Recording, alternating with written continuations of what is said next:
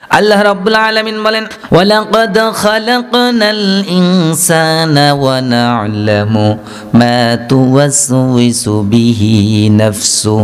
অবশ্যই আমি মানব জাতিকে সৃষ্টি করলাম, আর আমি আল্লাহ জানি তার নফস তাকে কি কুমন্ত্রণা দেয়। মানুষকে আল্লাহ সৃষ্টি করলেন, দুর্বল করে সৃষ্টি করলেন, কিন্তু মর্যাদা দিছে অনেক বেশি, মর্যাদা অনেক বেশি, অনেক শক্তিশালী, অনেক কিছুর চাইতে শক্তিশালী। আনাস ইবনে মালিক রাদিয়াল্লাহু তাআলা আনহু হাদিস বর্ণনা করেন, তিনি বলেন, লাম্মা খালাকাল্লাহুল আরদা জাআলাহা তামিদা ওয়া খালাকাল্লাহুল জিবালা ফাআলকাহা আলাইহা ফাস্তাকাররাত। আল্লাহ রাব্বুল আলামিন যখন এই জমিনটাকে সৃষ্টি করলেন, জমিনটা যখন আল্লাহ তৈরি করলেন, কাঁপাকাঁপি শুরু করে দিল, নড়াচড়া শুরু করে দিলেন, সঙ্গে সঙ্গে জমিনের কম্পন বন্ধ হয়ে স্থির হয়ে গেল। সুবহানাল্লাহ। জমিনটাকে যখন আল্লাহ বানাইলেন, জমিনটা এবার নড়তেছে, হেলতে দুলতে আছে। কেন নড়তেছে? কারণ এই আমরা যা কিছু দেখি, মহাশূন্যে যা কিছু আছে, কোনো কিছুই স্থির না, সব নিজস্ব কক্ষপথে ঘুরতে আছে। যে ঘোরার কারণে জমিনটা কম্পমান হলো, নড়াচড়া শুরু করে দিল। এবার আল্লাহ, আচ্ছা জমিনটা যদি অনবরত নড়তে থাকে, আমরা কি এখানে কেউ বাঁচবো? এই বিল্ডিং থাকবে, ব্রিজ থাকবে? কিছুই থাকবে না। সামান্য কয়েক স্কেলের ভূমিকম্প হয়, একেবারে সব ধুলার সাথে মিশে যায়। আর সেটা যদি অনবরত কাঁপতে থাকে, তাহলে তো কিছুই থাকবে না। তো আমরা এখানে কিভাবে টিকে থাকবো? সেজন্য আল্লাহ তাআলা ব্যবস্থা করলেন কি, পাহাড় সৃষ্টি করে জমিনের উপর গেড়ে দিলেন, বাস পৃথিবী স্থির হয়ে গেল। সুবহানাল্লাহ। এটা দেখে ফেরেশতারা অবাক হয়ে গেল। ফাতাআজ্জাবাতিল মালাইকাতু মিন খালকিল জিবাল। ফেরেশতারা অবাক হয়ে গেলেন পাহাড় সৃষ্টি দেখে। ফেরেশতারা বললেন, রব্বুল আলামিন, এত বিশাল বিস্তীর্ণ জমিন তার কাঁপন বন্ধ করে দিতে পারে যেই পাহাড়, তাহলে পাহাড় কত ক্ষমতাধর। ও আল্লাহ, ফাহাল মিন খালকিকা শাইউন আশাদ্দুম মিনাল জিবাল। আল্লাহ, এই পাহাড়ের চাইতে আরো বেশি ক্ষমতাধর কোন সৃষ্টি কি তোমার আসেনি? সুবহানাল্লাহ। ফেরেশতারা আল্লাহর এই প্রশ্ন করছেন, আল্লাহ, এত বিশাল বিস্তীর্ণ জমিনের কাঁপন বন্ধ করে দেয় যেই পাহাড়, তাহলে পাহাড়ের কত ক্ষমতা, কত বিশাল ক্ষমতা। আল্লাহ, এই পাহাড়ের চাইতে আরো ক্ষমতাধর কোন সৃষ্টি কি তোমার আছে? আল্লাহু তাআলা নাআম আল হাদিদ। আল্লাহ রাব্বুল আলামিন বললেন, হ্যাঁ আছে, আর সেটা হলো লোহা। সেটা কি? লোহা। পাহাড় যত বড়ই হোক, লোহার তৈরি ইঞ্জিন দ্বারা যদি পাহাড় কাটা শুরু করে দেওয়া হয়, পাহাড় আর পাহাড় থাকবে? একেবারে মাটির সাথে মিশে যাবে। এছাড়াও লোহার অনেক উপকারিতা আছে। ওয়া আনজালনাল হাদিদ, আল্লাহ বলছেন, ওয়া আনজালনাল হাদিদ ফিহি বাসুন শাদীদ ওয়া মানাফিউ লিন-নাস। আল্লাহ বলেন, আমি লোহা নাজিল করি। আমি লোহা, আমার কথা বুঝেন আপনারা? লোহা নাজিল করি। নাজিল মানে কি? নুজুল শব্দের অর্থ হলো যেই জিনিস উপর থেকে নিচের দিকে পড়ে, উপর থেকে নিচের দিকে যে জিনিস অবতরণ করে, এটাকে বলা হয় নুজুল। তো আল্লাহ বলেন, আমি লোহা নাজিল করি, তার মানে লোহা উপর থেকে নিচের দিকে পড়ছে। জমিনে কোনো লোহা নাই। জমিনে কি নেই? বিজ্ঞানীরা বলেন, লোহা নামক ধাতু, এই ধাতুর অস্তিত্ব জমিনে পৃথিবীতে কোথাও নাই। এই ধাতু তৈরির জন্য যে পরিমাণ তাপের প্রয়োজন, ওই তাপ জমিনে নাই, শুধুমাত্র সূর্যতে আছে। সুবহানাল্লাহ। বিজ্ঞানীরা বলেন, লোহা নামক ধাতুটা এসেছে সূর্যালোক থেকে। কোনো এক সময় বিস্ফোরণ হয়েছে, গোটা জমিনের ভিতরে ছড়িয়ে পড়েছে, যেখানে যেখানে ধাতুগুলো পড়েছে ওইখানে লোহার খনি হয়ে গেছে। সুবহানাল্লাহ। লোহার খনি পাওয়া যায়, খনি থেকে লোহা উত্তোলন করে রিফাইন করে তারপরে লোহা হয়। তাহলে খনিতে লোহা আসলো কোত্থেকে? উপর থেকে। সেজন্য আল্লাহ বলছেন, ওয়া আনজালনাল হাদিদ, আমি লোহা নাজিল করি। ফিহি বাসুন শাদীদ, লোহার ভিতরে রয়েছে প্রচণ্ড শক্তি। অনেক শক্তি না? লোহার তৈরি বুলডোজার দ্বারা, বেকু দিয়া সব কিছু তছনছ করে ফেলেন না, পিস্তল দিয়া। এই জুলাই আগস্টের আন্দোলনে দেখছেন না, ঠুস ঠুস করে সব মেরে সাফা করে দিচ্ছে। অনেক শক্তি না লোহার? ও মানাফিউ লিন-নাস, মানুষের জন্য অনেক কল্যাণ আছে, উপকারিতা আছে। লোহার ভিতরে এত উপকারিতা, আপনি দেখেন, আপনার স্থলযান, নৌযান, আকাশযান, যত যানবাহন আছে সব কিসের তৈরি? লোহার তৈরি। জমিনে চাষ দেওয়ার জন্য আপনি খাইবেন, না খেয়ে মরিয়া যাবেন যদি জমিনে চাষ না দেওয়া যায়। চাষ দেয় কি দিয়া? লোহা দিয়া। কথা বলি, এগুলো সব কি? লোহা। যদি লোহার তৈরি বড়ি দা না থাকতো, যত এত বড় বড় মাছ নিয়ে বাসায় যাইতেন, ওটা আর খাইতে পারতেন না। খাইতে পারতেন না? কাটলে খাইবেন কেমনে? তো কাটতে হয় কি দিয়া? লোহা দিয়া। সেজন্য আল্লাহ বলে ও মানাফিয়া, নাফিয়ানের বহু বচন, মানাফিয়া, অনেক উপকারিতা। আল্লাহ রাব্বুল আলামিন, ফেরেশতারা বললেন রব্বুল আলামিন পাহাড়ের চাইতেও ক্ষমতাধর হলো লোহা। ওয়াল্লাহ ফাহাল মিন খালকিকা শাইউন আশাদ্দু মিনাল হাদিদ, এই লোহার চাইতে আরো বেশি ক্ষমতাধর কোন সৃষ্টি তোমার আসেনি? ক্বালাল্লাহু তাআলা নাআম আন-নার, আল্লাহ বলেন হ্যাঁ আছে, তার নাম হলো আগুন। তার নাম কি? আগুন। লোহা যত কঠিনই হোক, প্রচন্ড আগুনের তাপ দিলে লোহা থাকে গলে যায়, পানি হয়ে টপ টপ করে পড়ে। তার মানে আগুনের কাছে লোহা কি করে? সারেন্ডার করে। ফেরেশতারা বললেন রব্বুল আলামিন ফাহাল মিন খালকিকা শাইউন আশাদ্দু মিনান নার, আল্লাহ আগুনের চাইতে আরো বেশি ক্ষমতাধর, আরো শক্তিশালী কোন সৃষ্টি তোমার আসেনি? ক্বালাল্লাহু তাআলা নাআম আল মা, আল্লাহ বললেন হ্যাঁ আছে, তার নাম হলো পানি। তার নাম কি? পানি। আগুন যতই চেতা হোক, পানি ঢেলে দিলে সব শেষ। পানি ঢেলে দিলে, তবে সেটা যদি আল্লাহর গজব হয়, পানিতেও কাজ হবে না। দেখেন না বর্তমানে জ্বলতেছে না, নিউ ইয়র্কের লস অ্যাঞ্জেলেসে জ্বলতেছে তো জ্বলতেছে। ওরা হাজার হাজার হাজার হাজার কোটি টাকা দিয়া বোমা মেরে ইসরায়েল রে জ্বালাইছে। আল্লাহ কয় তো করে জ্বালাইতে 1 টাকাও খরচ লাগবে না, বিনা পয়সায় তো করে জ্বালাইয়া দিলাম। ঠিক কি না? ওয়ামাকারু ওয়ামাকারাল্লাহ আল্লাহু খায়রুল মাকিরিন, তুমি কৌশল করো, তুমি প্ল্যান পরিকল্পনা করো, আল্লাহ তার সুচিত জবাব দিতে আল্লাহ জানেন। কথা বলেন ঠিক কিনা? জবাব দিতেছে কিনা? দিতেছে। জ্বলতেছে, এখনো জ্বলতেছে। যাই হোক, তো গজব তো গজবই, ওটারে কি কেউ ঠেকাইতে পারে? ওটা আল্লাহ ছাড়া কেউ ঠেকাইতে পারবে না। এছাড়া স্বাভাবিক আগুন পানি দিলেই কি শেষ, সারেন্ডার করতে হয় পানির কাছে আগুনকে। তবে পানি শুধু আগুন নিবেইতেই যে ক্ষমতা রাখে, আর কোনো কাজ কি নাই পানির? আছে না নাই? আল্লাহ রাব্বুল আলামিন বলেন وأنزل من السماء ماء فأخرج به من الثمرات رزقا لكم, তিনি সেই মহান সত্তা যিনি আসমান থেকে পানি বর্ষণ করেন, فأخرج به, আর সেই পানি দিয়ে বের করেন জমিন থেকে মিনাস সামারাত, ফলমূল বের করেন, রিজকাল লাকুম, তোমাদের রিজিকের জন্য। সুবহানাল্লাহ। তোমাদেরকে খাওয়ায়া পরে বাঁচানোর জন্য আল্লাহ রিজিক বের করেন, ফলমূল বের করেন জমিন থেকে। কিসের মাধ্যমে? পানির মাধ্যমে। ফেরেশতারা বললেন রব্বুল আলামিন এত বড় জমিনের কাঁপন বন্ধ করে দেয় যেই পাহাড় কত ক্ষমতা রাখে, আবার সেই পাহাড়কে জমিনের সাথে মিশিয়ে দিতে পারে লোহা, লোহার তো আরো বেশি ক্ষমতা। আল্লাহ সেই লোহাকে পানি করে দেয় আগুন, আগুনের আরো বেশি ক্ষমতা। সে আগুনকে নিভিয়ে দেয় পানি, পানির তো আরো বেশি ক্ষমতা।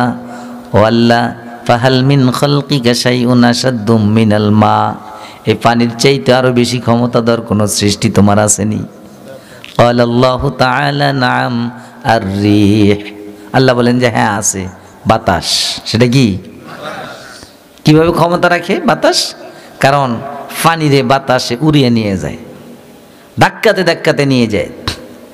এই যে এখন খরার মৌসুম না, সব জায়গার পানি কমে গেছে না, বর্ষা আসলে সব ভরে যায়। যে কমে যায় পানিগুলো যায় কোথায়? সূর্যের তাপে পানিগুলো জলীয় বাষ্প হয়ে উড়ে যায়, আর উড়িয়ে নিয়ে যায় বাতাস। বাতাস উড়িয়ে নিয়ে নির্দিষ্ট একটা জায়গায় যাওয়ার পর পানি কণাগুলো একটার সাথে একটা জমা হয়ে বরফ হয়ে যায়। ঠিক না? এবার এই বরফগুলাকেও বাতাস ধাক্কাতে ধাক্কাতে নিয়ে যায়। মেঘগুলা ওরে দেখি না, শুধু কে ধাক্কায়?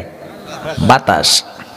আল্লাহ রাব্বুল আলামিন বলেন আল্লাহুল্লাযী আরসালার রিয়াহা ফাতুসিরু সাহাবা ফাসুকনাহু ইলা বালাদিন মাইয়িত فأحيينا به الأرض بعد موتها كذلك النشور জোরে বলি আল্লাহু আকবার। আল্লাহ হলেন সেই মহান সত্তা যিনি বাতাসকে প্রবাহিত করেন। বাতাসকে প্রবাহিত করেন আল্লাহুল্লাযী আরসালার রিয়াহ, আল্লাহ বাতাসকে প্রবাহিত করেন। ফাতুসিরু সাহাবা, আর সেই বাতাস মেঘগুলাকে ধাক্কাতে ধাক্কাতে নিয়ে যায়। ফাসুকনাহু ইলা বালাদিম মাইয়িত, ওই মৃত জমিনের কাছে, যেই জমিনগুলো শুকিয়ে ফেটে চৌচির হয়ে গেছে, ফসল উৎপাদনের ক্ষমতা হারিয়ে ফেলেছে। চৈত্র মাসের খরার সময় অনেক জমি আছে একেবারে শুকিয়ে ফেটে যায়, ওই জমিনগুলোতে তখন ফসল হয়, ওটাকে বলা হয় আরদুল মাইয়িত, মরা জমি। আল্লাহ রাব্বুল আলামিন মেঘগুলাকে বাতাসের মাধ্যমে ধাক্কাতে ধাক্কাতে ওই জমির কাছে নিয়ে যায়। একটা মেঘ আরেকটা মেঘের সাথে এভাবে ধাক্কা দেয়। প্রচণ্ড আঘাতের ফলে মেঘগুলাকে চূর্ণ বিচূর্ণ করে বৃষ্টির আকারে জমিনে বর্ষণ করে। সুবহানাল্লাহ। আল্লাহ বলেন ফাআহইয়াইনা বিহিল আরদা বা'দা মাউতিহা, জমিনটা মরে যাওয়ার পর আমি আল্লাহ আবার জীবিত করে দেই। ওই জমির উপরে পানি পড়লে আবার জীবিত হয়ে যায় না? তাহলে এই যে কাজগুলা করায়, এই মেঘকে ধাক্কাতে ধাক্কাতে নিয়ে যায় কে? বাতাস। এবার ফেরেশতারা বললেন রব্বুল আলামিন, বাতাসের তাহলে তো আরো বেশি ক্ষমতা। ওয়াল্লা ফাহল মিন খালকিকা শাইউন আশাদ্দু মিনার রিহ, এই বাতাসের চাইতে আরো বেশি ক্ষমতাধর তোমার কোনো সৃষ্টি আছে নি? ক্বালা আল্লাহু তাআলা নাআম বনি আদম, আল্লাহ বলেন হ্যাঁ আছে, এর চেয়ে তো আরো বেশি ক্ষমতাধর আমার একটা সৃষ্টি আছে, তারা হলো বনি আদম বা আদম সন্তান আমরা। তবে শর্ত আছে, তাও শর্ত আছে। শর্ত হলো এরা যদি ডান হাতে দান করে বাম হাতে টের না পায়, তখন তাদের এত ক্ষমতা, তখন তাদের এত ক্ষমতা। তাহলে দেখেন আল্লাহ আমাদেরকে সৃষ্টি করেছে একেবারে দুর্বল করে, কিন্তু ক্ষমতা দিছে কত বেশি। সৌন্দর্য কি কম দিছে? কথা কেন, সৌন্দর্য কম দিছে? আল্লাহ রাব্বুল আলামিন বলেন লাকাদ খালাকনাল ইনসানা ফি আহসানি তাকওয়িম, অবশ্যই মানব জাতিকে সৃষ্টি করেছি সবচাইতে সুন্দরতম আকৃতিতে, সবচাইতে সুন্দর আকৃতিতে। কি দিয়া বানাইছে আল্লাহ মানুষকে? কি দিয়া? পানির কথাও তো আছে, মাটির কথা আছে, পানির কথা আছে, জমাট বাঁধা রক্তের কথা আছে। আল্লাহ বলেন ফালইয়ানজুরিল ইনসানু মিম্মা খুলিক, মানুষের একটু চিন্তা করা উচিত তারে কি দিয়া বানাইছে। মানুষের চিন্তা করা উচিত তারে কি দিয়া সৃষ্টি করা হয়েছে। খুলিকা মিম্মা ইন দাফিক, আল্লাহ বলেন তাকে সৃষ্টি করা হয়েছে সবেগে নির্গত এক ফোঁটা নাপাক পানি দিয়া। কি দিয়া? কথা বোঝেন নাই? তাকে সৃষ্টি করা হয়েছে সবেগে নির্গত এক ফোঁটা তুচ্ছ পানি দিয়া। তাহলে এই আয়াত থেকে বোঝা গেল মানুষ কিসের তৈরি? পানির তৈরি নাকি? আবার আল্লাহ বলেন মালাকুল মাউত আজরাইল মাটি নিয়ে চলে গেলেন। এবার আল্লাহ রাব্বুল আলামিন আদম আলাইহিস সালামকে তৈরি করবেন। এই আদম তৈরির দায়িত্বটা আল্লাহ রাব্বুল আলামিন নিজেই নিলেন, ফেরেশতাদেরকেও দিলেন না। অথচ আল্লাহর এত ক্ষমতা, সে শুধু বলতো যে আদম হও, সঙ্গে সঙ্গে আদম হয়ে যেত। ঠিক না? এটাও আদম সন্তানের একটা মর্যাদা, কারণ আল্লাহর এত ক্ষমতা। সূরা ইয়াসিনে আপনি পড়ছেন না, ইন্নামা আমরুহু ইযা আরাদা শাইআন আন ইয়াকুলা লাহু কুন ফায়াকুন। আল্লাহ যখন কোনো বিষয়ে সৃষ্টি করার ইচ্ছে পোষণ করেন, সে শুধু খালি বলে যে হও, সঙ্গে সঙ্গে সেটা হয়ে যায়। সুবহানাল্লাহ। তো সে আদম বানাবে, বললেই তো হয় যে আদম হও, হয়ে যেত না? এই থিওরি সে অবলম্বন করেন নাই। অথবা তার অসংখ্য ফেরেশতা আছে, ফেরেশতাদেরকেও বলতে পারতো এই একটা আদম বানাও, এমনি এমনি করে হুকুম দিতে পারতো কিনা? তাও করেন নাই। আল্লাহ বলেন ইন্নী খালাকতু বিয়াদাইয়া, আমি আল্লাহ নিজে আদমের বডিটা তৈরি করেছি। আল্লাহ নিজের কুদরতি হাত দিয়ে টিপে টিপে আদম আলাইহিস সালামের বডিটা আল্লাহ বানাইছে, সুবহানাল্লাহ। এটা দেখি ইবলিসের মাথা খারাপ হয়ে গেছে, কারণ ইবলিস কিন্তু সেখানে ছিল, ইবলিস সেখানে ছিল। ইবলিস এটা দেখেই মাথা নষ্ট, যে খাইছে যেই জিনিস আল্লাহ নিজের হাতে বানায় নিশ্চয়ই সে অসাধারণ কিছু হবে, আমার উপরে তার মর্যাদা চলে যেতে পারে, এই ভয় আশঙ্কা সে ওই সময় শুরু করে দিছে। যার কারণে ইবনে কাসির বলেন আদম আলাইহিস সালাম মূর্তিটা বানায় যখন রাখছে জান্নাতের ভিতরে, ইবলিস ফরে যায়া এরকম টোক্কা মারে, টোক্কা মারে দেখেছে ঠন ঠন শব্দ, আর কিছুই নেই, ভিতরে কিছু আছে সব তো ফফা শব্দ। হাতের কাছে যা পায় ওটা দিয়ে একটা বাড়ি দেয়, যা পায় ওটা দিয়ে একটা বাড়ি দিয়ে দেখে এটার ভিতরে কি আছে। এভাবেও আসছে যে তাফসীর ইবনে কাসির এভাবে আসছে যে আদম আলাইহিস সালামের বডিটার মুখ দিয়ে ঢুকতো ইবলিস, পায়খানার রাস্তা দিয়ে বের হইতো, আবার পায়খানার রাস্তা দিয়ে ঢুকতো, মুখ দিয়ে বের হইতো। তো এত টেস্ট মেস্ট করার পর কয় যে এটা তো কিছুই না, এটা হাট কি জিনিস। এবার কয় ওরে যদি আল্লাহ আমার উপর ক্ষমতাবান করে তাহলে আমি ওর এই ক্ষমতা মানবো না, আর আমি যদি ওর উপর ক্ষমতাবান হই তাহলে ওর খবর করে ছাড়বো। নাউজুবিল্লাহ করেন, মানে শত্রুতা সেখান থেকে শুরু। এখন পর্যন্ত আদম আলাইহিস সালাম শুধুমাত্র মাটি ছাড়া আর কিছুই না, পড়ে আছে দরটা।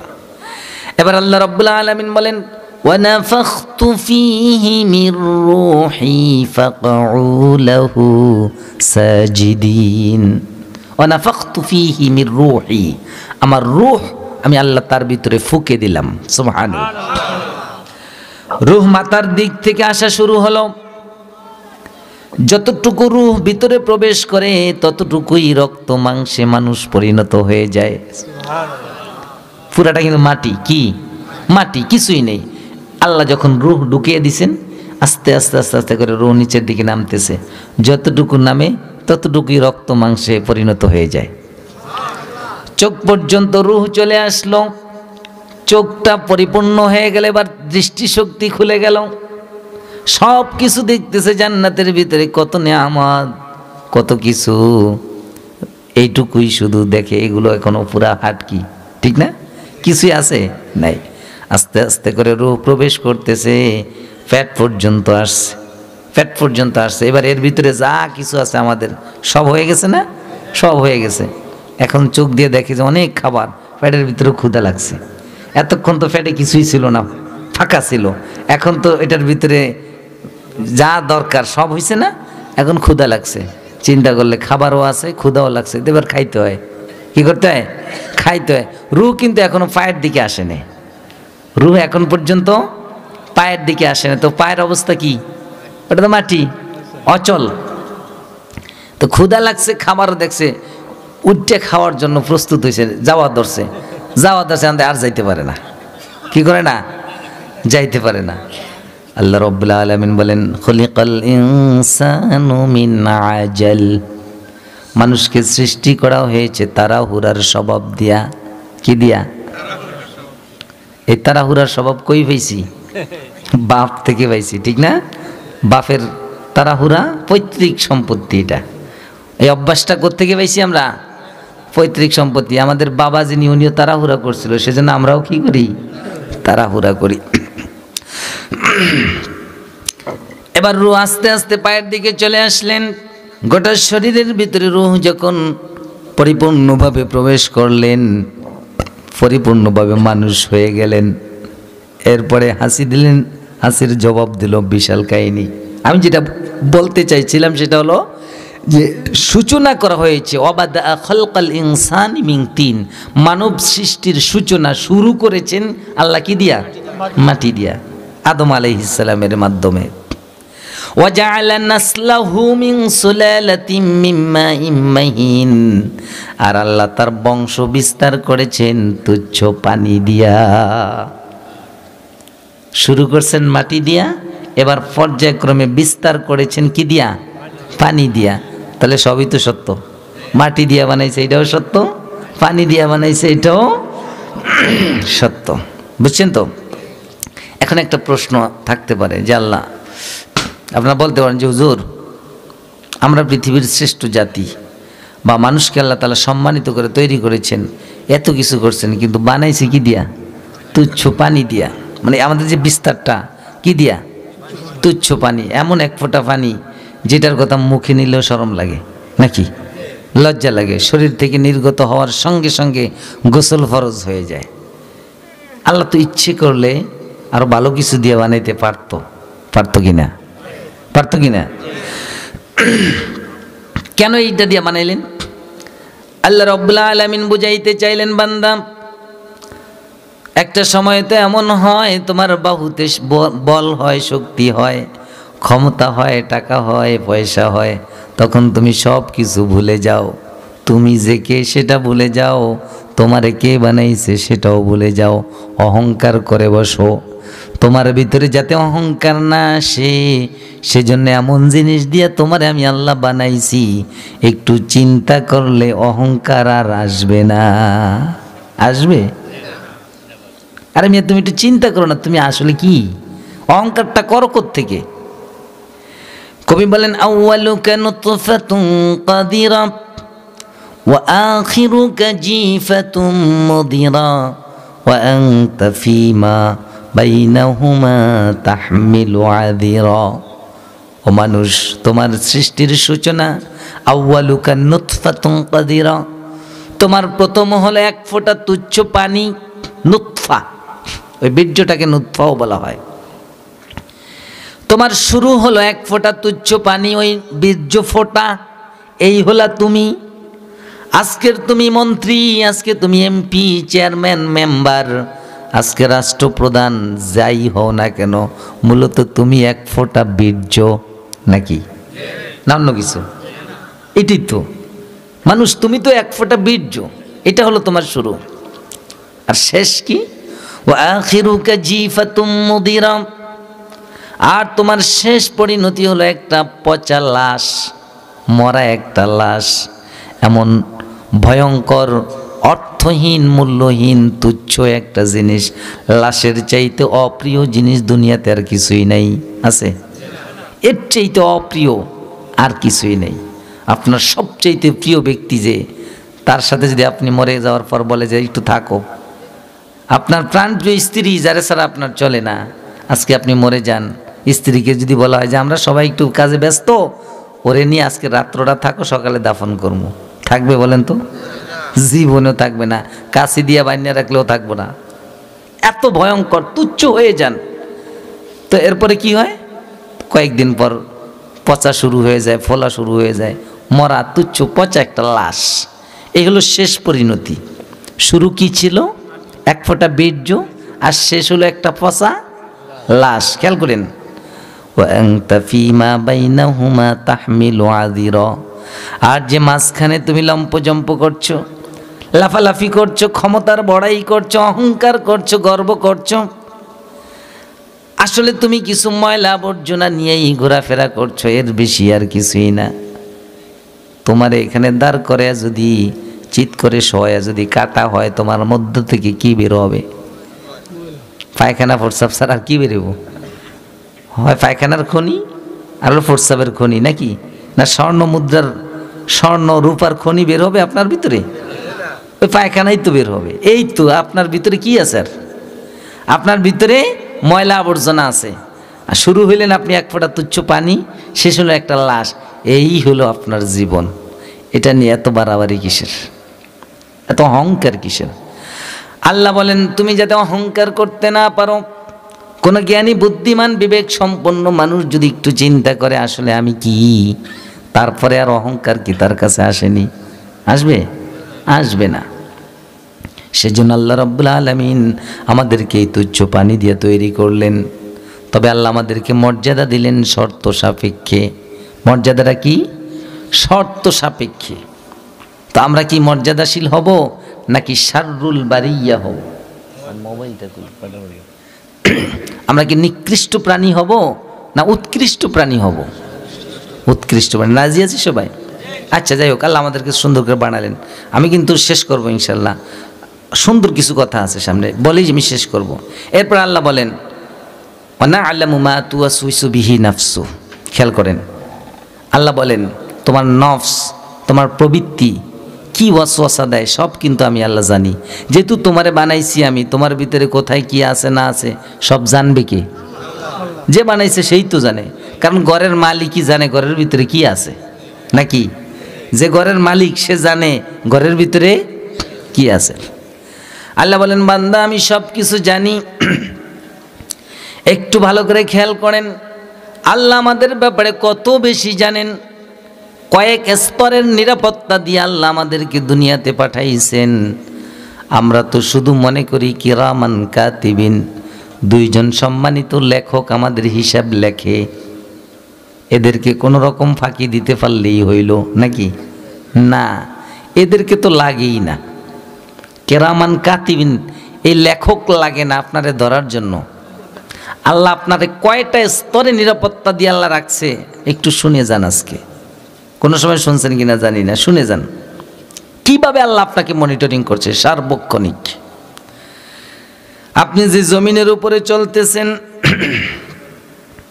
এই জমিনটাও কিন্তু আপনাকে অবজারভেশন করছে। কিয়ামতের ময়দানে জমিন একাই যথেষ্ট আপনার হিসাব দেওয়ার জন্য, বুঝেন না? আচ্ছা, আপনি যা কিছু করেন এই জমিনের উপরে বা জমিন থেকে দূরে সরে গিয়ে আসমানে অথবা জমিনের নিচে কোথাও যাইতে পারেন না, জমিনের উপরেই থাকি। এর বাইরে তো যাওয়ার কোনো সুযোগ নেই, আছে?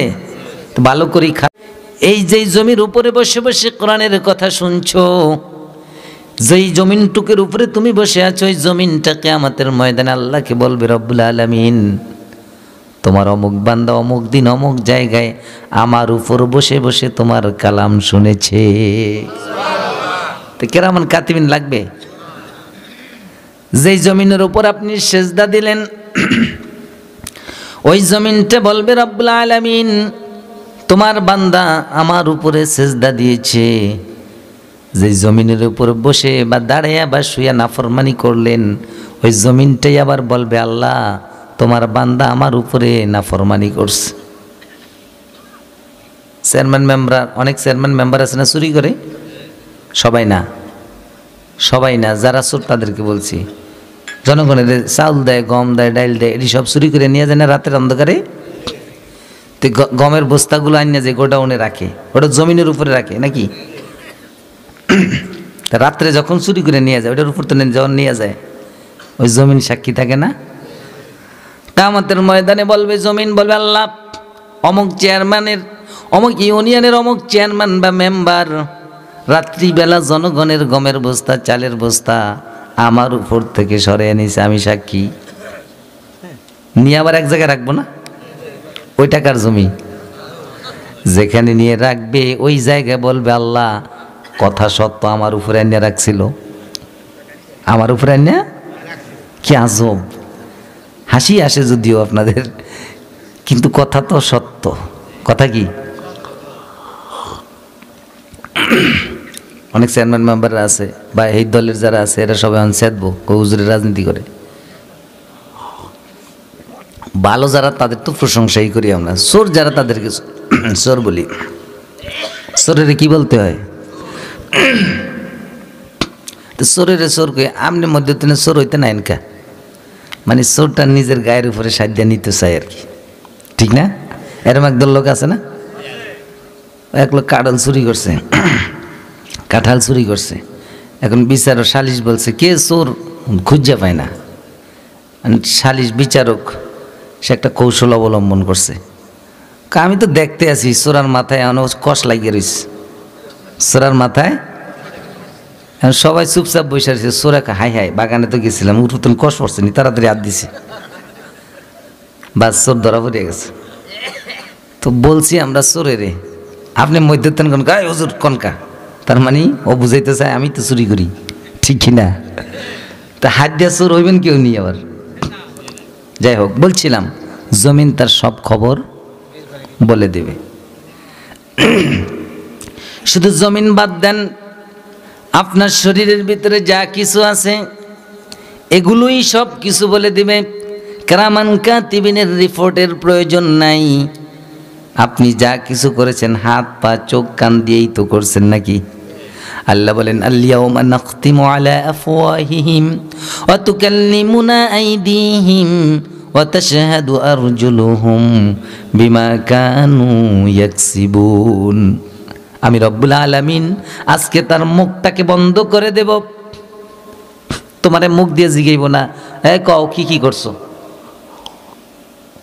জিগানের দরকার নেই, মুখটারে আল্লাহ আগেই বন্ধ করে দিব।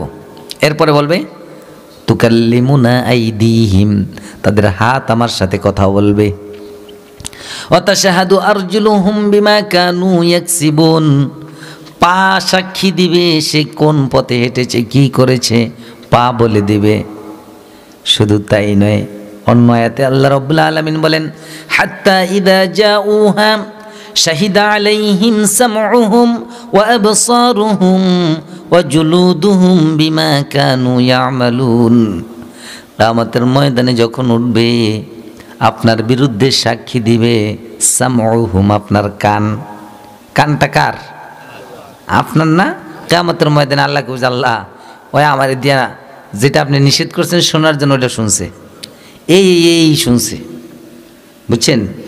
সামউহুম ওয়া আবসারুহুম, চোখ আপনার বিপক্ষে সাক্ষী দিবে। ওয়া জুলুদুহুম বিমা কানু ইয়ামালুন, শরীরের চামড়া স্কিনটা পর্যন্ত আপনার বিপক্ষে সাক্ষী দেবে। লোকটা অবাক হয়ে যাবে, চামড়াকে লক্ষ্য করে বলবে ক্বালু লিজুলুদিহিম লিমা শাহিদতুম আলাইনা, তোমাকে আরাম দেওয়ার জন্য, সুখ দেওয়ার জন্যই তো আমি এত অপরাধ করেছি, সেই তুমি আজকে আমার বিপক্ষে কেন সাক্ষী দিলা? আপনি আপনার চামড়াকে বলবেন, আমরা আমাদের চামড়াকে বলবো যে কেন আমার বিপক্ষে সাক্ষী দিলা? এবার আল্লাহ বলেন ওই চামড়া জবাব দিবে তখন ক্বালু আনতাকানাল্লাহুল্লাযী আনতাকা কুল্লা শাই, এমনি বলি নেই, আজকে আল্লাহ আমাকে বলাইছেন, আল্লাহ বলাইছেন, শুধু আমারে বলাই না, এই প্রকৃতির ভিতরে তুমি যে হাঁটছো, তোমার ডাইনে বামে উপরে নিচে যা কিছু আছে সব কিছুর জবান আল্লাহ আজকে খুলে দেবে। আনতাকা কুল্লা শাই, কুল্লা শাই মানে কি? সব কিছুর। যে রাস্তা দিয়ে হাঁটছো আশেপাশে গাছ আছিল না? কথা কয় না? বৃক্ষ আছে না? আপনারা দেখে না? বৃক্ষের জবান আল্লাহ খুলে দিব। তখন বলবে আল্লাহ ও এন দিয়ে হাঁটতে হাঁটতে আপনার এই নাফরমানি করছে, এই দিয়ে যাইতে দিতে নাফরমানি করছে। জমিন বলবে আল্লাহ আমার উপর দিয়ে হাঁটছে আর এই কাজ করছে। আমার কথা বুঝেন? সব কিছুর জবান খুলে দিবে। বলেন তো কেরামান কাতিবিন লাগবে? আর লাগবে না। তাহলে আল্লাহ বলেন ওয়া না'লামু মা তুওয়াসওয়িসু বিহি নাফসু, তোমার মনের ভিতরে কি জল্পনা কল্পনা হয় সেটা আমি জানি। আমরা তো সাধারণত কোনো কাজ করার পরে সেটা প্রকাশ পায়, কিন্তু মনের ভিতরে কি আছে সেটা কে জানে? আল্লাহ। অন্য আয়াতে আল্লাহ বলেন ইয়ালামু খাইনাতাল আয়ুন ওয়া মা তুখফিস সুদূর, আল্লাহ রাব্বুল আলামিন চোখের লুকোচুরিও জানেন, চোখের খেয়ানত সম্পর্কে জানেন।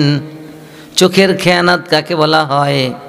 চোখের খেয়ানত হলো, নবী করিম সাল্লাল্লাহু আলাইহি সাল্লাম ব্যাখ্যা করেন যে রাস্তা দিয়ে তুমি হাঁটতেছো, হঠাৎ করে একজন সুন্দরী রমণীকে তুমি দেখলা, দেখার পর এবার তুমি চিন্তা করলা যে দেখি আমারে কেউ দেয়নি, বুঝেন না?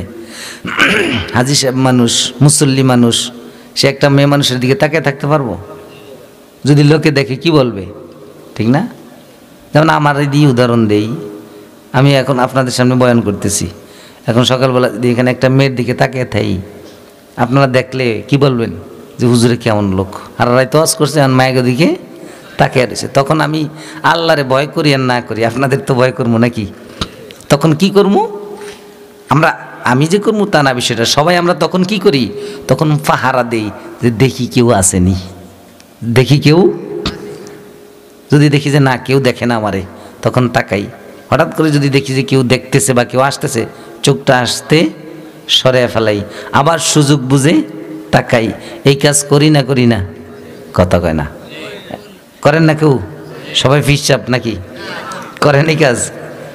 এটাকে বলা হয় খাইনাতুল আয়ুন, চোখের খেয়ানত। এটাকে কি বলা হয়?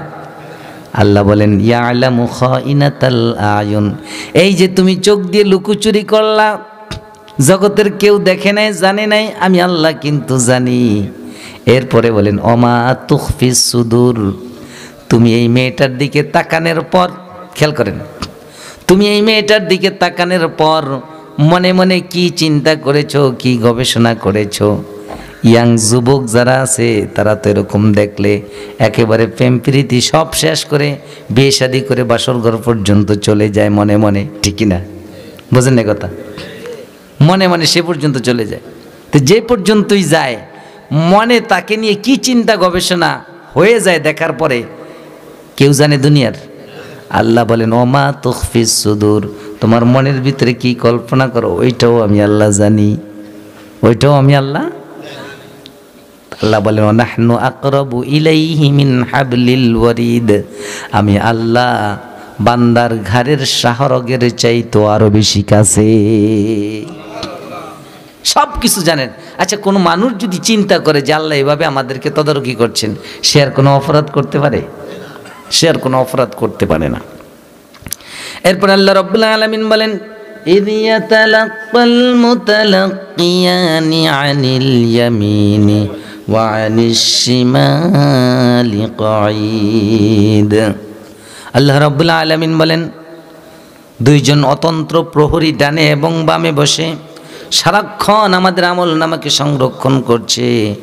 এতক্ষণ সেই কথাগুলো বললাম, সারাক্ষণ এমনভাবে সংরক্ষণ করে ছোটটাও বাদ পড়ে না, বড়টাও কথা কয় না। কিয়ামতের ময়দানে যখন আমল নামা হাতে দেওয়া হবে, সে বলবে মালি হাযাল কিতাব, এটা কেমন কিতাব, লা ইউগাদিরু সগীরাতাও ওয়ালা কাবীরা, বড়টাও বাদ পড়লো না, ছোটটাও বাদ পড়লো না, সব হিসাবের ভিতরে চলে আসছে, সব হিসাবের ভিতরে চলে আসছে। আসবে কি না? কথা কেন? আসবে কি না? আসবে তো আসবে। আরো অবাক হয়ে যাবেন। অনেকে কি আমল নামা দেখে বলবে যে আল্লাহ, দেখবে যে এটার ভিতরে চাল চুরি, গম চুরি, টিন চুরি, রড চুরি, বিভিন্ন চুরির অপরাধ লেখা লিস্ট, ভালো করে খেয়াল করেন, শেষ করে দেব। তখন সে অবাক হয়ে যাবে যে আল্লাহ, আমি তো জীবনে চুরি করিনি। বুঝতেছেন? আমল নামা হাতে পাওয়ার পরে দেখবো যে অনেক চুরির অপরাধ। তখন সে বলবে যে আল্লাহ, আমার আপত্তি আছে, এই যে এত চুরি, আমার জীবনে কারো একটা কাঁচামরিচ চুরি করে খাওয়ারও কোনো রেকর্ড নেই। এরকম লোক আছে না? জীবনে কারোটা খায় না, পড়ে না, আছে কি নেই? এখন তার আমল নামার ভিতরে যদি বিশাল ছাগল চুরিত্ব নিয়ে শুরু করিয়া এমন কোনো চুরি বাদ নাই যে সব লেখা, তো তার আপত্তি থাকবে না যে এত চুরি তো আমি করিনি, কোনো চুরি তো আমি করিনি, তো এত চুরি আসলো কোত্থেকে? এত চুরি আসলো কোত্থেকে? আল্লাহ রাব্বুল আলামিন বলবেন তখন যে তুমি চুরি করো নাই। কে বলছে করো নাই? চুরি করার ব্যবস্থা করে দিছো তুমি। কি করছো? সূরা নিসা আল্লাহ রাব্বুল আলামিন বলেন, খেয়াল করেন, হাসবেন না, বুঝেন কিন্তু। আল্লাহ বলেন মাইয়াশফা শাফাআতান হাসানা ইয়াকুল লাহু নাসীবুম মিনহা ওয়া মাইয়াশফা শাফাআতান সাইয়্যা ইয়াকুল লাহু কিফলুম মিনহা ওয়া কানা আল্লাহু আলা কুল্লি শাইইন মুকিতা। আল্লাহ রাব্বুল আলামিন বলেন যে ব্যক্তি কোনো ভালো কাজে সুপারিশ করলো, কি কাজে? সুপারিশ বুঝেন? মাইয়াশফা, যে ব্যক্তি সুপারিশ করলো। সুপারিশ মানে হলো যে মতামত দেওয়া, রায় দেওয়া, যে এই লোকটা এটা করুক। যেমন আপনি চেয়ারম্যান সাহেবের কাছে গেলেন, আপনার বাইরে নিয়ে বাতিজারে নিয়ে, চেয়ারম্যান সাহেব ওরে এটা করে দেন, তাহলে আপনি কি করলেন? সুপারিশ করলেন না? এমপি বানানোর কি করলেন? সুপারিশ করলেন। এখন যে কোনো ভালো কাজেরও সুপারিশ হয়, খারাপ কাজেরও সুপারিশ হয়। তা আল্লাহ বলেন যে ব্যক্তি ভালো কাজের সুপারিশ করলো, এবার ওই লোকটা ওই সুযোগ পায়া সুপারিশ করার পর, সুযোগ পাওয়ার পর যত ভালো কাজ করলো, আল্লাহ বলেন ইয়াকুল্লাহু নাসীবুম মিনহা, এই সুপারিশ করার কারণে প্রত্যেকটা ভালো কাজের সব তার আমল নামায় লিখে দেওয়া হয়। তার মানে হলো আপনি একজন এমপিকে সুপারিশ করলেন, ভালো একজন এমপিকে সুপারিশ করলেন এমপি বানানোর জন্য বা চেয়ারম্যান বানানোর জন্য। লোকটা এমপি হয়ে গেল, চেয়ারম্যান হয়ে গেল। হওয়ার পর এলাকার প্রত্যেকটা জনগণের জন্য প্রাণ খুলে কাজ করলেন, প্রত্যেকের অধিকার ফিরিয়ে দিলেন, জনগণের উন্নয়নমূলক সব কাজ করলেন, কারো উপর জুলুম করলেন না, অত্যাচার করলেন না, যার যার অধিকার ভালোভাবে তার কাছে ফিরিয়ে দিলেন। বলেন প্রত্যেকটা ভালো কাজ না খারাপ কাজ? ভালো কাজ না? প্রত্যেকটার জন্য যে সওয়াব আপনার আমল নামায় লিখে দেওয়া হবে, কারণ আপনি এই কাজের কি করছেন? সুপারিশ করছেন। আর আল্লাহ বলছেন মাইয়াশফা শাফাআতান হাসানা, যে ভালো কাজের সুপারিশ করে ইয়াকুল্লাহু নাসিবুম মিনহা, আল্লাহ তার আমল নামায় তার অংশ লিখে দেন। এটা কিন্তু অনেকে আছে আন্দাজে ওয়াজ করে যে এই কাজ করলে এত কোটি সওয়াব, সুবহানাল্লাহ, এরকম জাতীয় ওয়াজ করিনি হবে। এটা কোরআনের আয়াতের অনুবাদ করছি। আল্লাহ বলছেন, এই কথাটা কে বলছেন? কথা বলেন, কে বলছেন? আল্লাহ বলছেন। এরপরে ওমান ইয়াশফা শাফাআতান সাইয়্যিআ, যে ব্যক্তি খারাপ কাজের সুপারিশ করে। কি করে? খারাপ কাজের সুপারিশ করে কেমনে? যেমন কোনো এক এলাকায়, আপনাদের এলাকায় না, কোনো এক এলাকায় এমন একজন এমপি দাঁড়াইলো নির্বাচনে যে তার ভিতরে এমন কোনো অপরাধ নাই যে তার ভিতরে নেই। ছাগল চুরি থেকে শুরু করে ছাগল চুরি, গরু চুরি, টিন চুরি, রড চুরি, চাল চুরি, গম চুরি, তেল চুরি, ব্যাংক চুরি, শেয়ার মার্কেট চুরি, বিদ্যুৎ চুরি, যত চুরি আছে সব অভ্যাস ওর ভিতরে আছে। এই লোকটারে আপনি কি করলেন? ভোট দিলেন, তার মানে কি করলেন? সুপারিশ করলেন। কি করলেন? সুপারিশ করলেন। এবারে এই মেয়ে তো এমপি হয়ে গেল। কি হয়ে গেল? এমপি হওয়ার পর যত চুরি আছে শুরু করলো। চুরি করতে করতে ভান্ডা সুদ্ধা খায়া ফেলাইলো, অত্যাচার নির্যাতন জনগণের জম্মের মতো করলো, যত রকমের অপরাধ করলো। আল্লাহ বলে ইয়াকুল্লাহু কিফলুম মিনহা, ওই যে আপনি সুপারিশ করলেন আপনার আমল নামায় প্রত্যেকটা খারাপ কাজের অংশ আল্লাহ লিখে দেবেন। আপনি তো বলছেন যে আল্লাহ আমি জীবনে একটা কাঁচা মরিচও চুরি করিনি, গরু চুরির অপরাধ আসলো কোত্থেকে? আল্লাহ তখন বলবে তুমি গরু চুরি করো না বটে, ওই গরু চোরারে তুমি সুপারিশ করেছো, তোমার সুপারিশ পায়া সে সুযোগ পায়া গরু চুরি করছে, সে খাইছে গরুর গোস্ত, তুমি খাও পাপ। ঠিক কিনা? তুমি পাইছো ভাগে? তুমি কি পাইছো? তুমি পাপ, গরুর গোস্ত কিন্তু তুমি পাও নাই, গরু চুরি করিয়া ওই খাইছে। ও হাজার হাজার কোটি টাকা চুরি করছে, তুমি চাইরা নাও পাও নাই। ও চুরি করে টাকা খাইছে আর তুমি সুপারিশ করার কারণে অপরাধ তোমার ভাগে জমা হয়েছে। এবার তুমি জাহান্নামের আগুন খাও। কি খাও? কথা বুঝেন না? যৌক্তিক না অযৌক্তিক? কোরআনের কথা, অযৌক্তিক হওয়ার কোনো চান্সই নেই। ঠিক কিনা? তাহলে এবার বুঝছেন আমল নামে এত চুরি কোত্থেকে আসলো, এত অপরাধ কোত্থেকে আসলো? কোত্থেকে আসলো? এই যে অটো অপরাধের মেশিন আপনি আগেই স্টার্ট দিয়া দিছেন সুপারিশ করিয়া, এবার যত অপরাধ হবে অটোমেটিক আপনার আমল নামায় গুনাহ লেখা হবেই হবে। তো সাবধান, ওই সুপারিশ করতে সময় চিন্তা ভাবনা করে সুপারিশ করতে হবে যে কোন জায়গায় সুপারিশ করি, কারণ এই সুপারিশটাই শেষ না, এটা হলো আপনার শুরু। চাবি দিলেন আর কি। কি করলেন? সুপারিশ মানে কি? চাবি দিলেন, হয় নেক আমলের না হয় বদ আমলের, হয় নেক আমলের না হয় বদ আমলের। তাহলে চাবিটা ঠিক মতো বুঝে শুনে দিতে হবো না? দিবেন তো? কথা কয় না? দিবেন তো? দিলে আপনাদের ভালো, না দিলে আপনাদের ক্ষতি, আমার তাতে কিচ্ছু যায় আসে না। আমার দায়িত্ব হলো ওমা আলাইনা ইল্লাল বালাগ, পৌঁছে দেওয়া, জানিয়ে দেওয়া, এটা হলো আমার দায়িত্ব। আমি কোরআনের আয়াত তেলাওয়াত করে আপনারে শুনিয়ে দিছি, এখন মানলে আপনি কল্যাণ হবে, আপনার উপকৃত হবেন, না মানলে আপনার ক্ষতি হবে। তাই আমার কিচ্ছু যাবে আসবে? কিচ্ছু যাবে আসবে না। বন্ধুগণ আমার, তো আল্লাহ আমাদেরকে সৃষ্টি করেছেন, আমাদের সব কিছু আল্লাহ দেখেন, জানেন। এই চিন্তা যদি আমাদের থাকে, অপরাধ আর আমাদের দ্বারা হওয়া সম্ভব না।